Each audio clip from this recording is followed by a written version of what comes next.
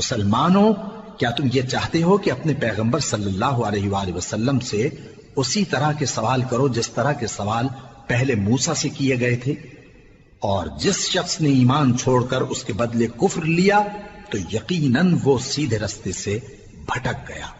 بہت سے اہل کتاب اپنے دل کی جلن سے یہ چاہتے ہیں کہ ایمان لا چکنے کے بعد تم کو پھر کافر بنا دیں، حالانکہ ان پر حق ظاہر ہو چکا ہے۔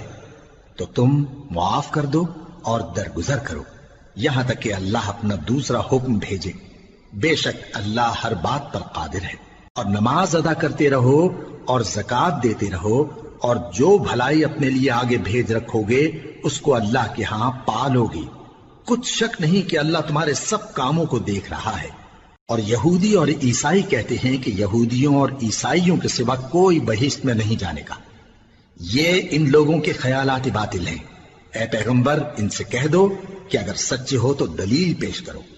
ہاں کیوں نہیں، جو شخص اللہ کے آگے گردن جھکا دے یعنی ایمان لے آئے اور وہ نیکوکار بھی ہو تو اس کا صلہ اس کے پروردگار کے پاس ہے۔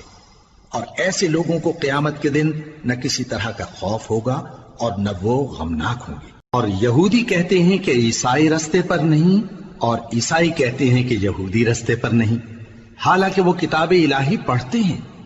اسی طرح بالکل انہی کسی بات وہ لوگ کہتے ہیں جو کچھ نہیں جانتے یعنی مشرک۔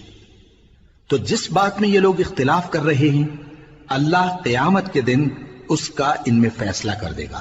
اور اس سے بڑھ کر ظالم کون جو اللہ کی مسجدوں میں اللہ کے نام کا ذکر کیے جانے کو منع کرے اور ان کی ویرانی کے لیے کوشش کرے۔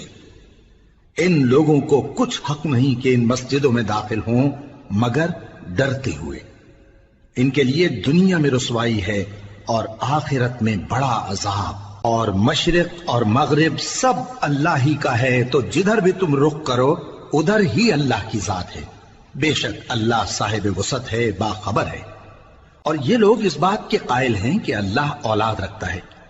نہیں، وہ پاک ہے، بلکہ جو کچھ آسمانوں اور زمین میں ہے سب اسی کا ہے اور سب اس کے فرما بردار ہیں۔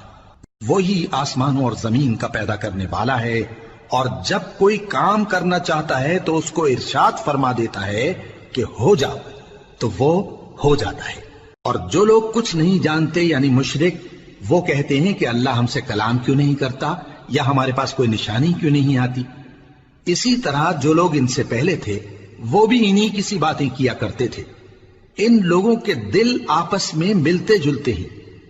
جو لوگ صاحب یقین ہیں ان کے سمجھانے کے لیے ہم نے نشانیاں بیان کر دی ہیں۔ اے پیغمبر، ہم نے تم کو سچائی کے ساتھ خوشخبری سنانے والا اور ڈرانے والا بنا کر بھیجا ہے۔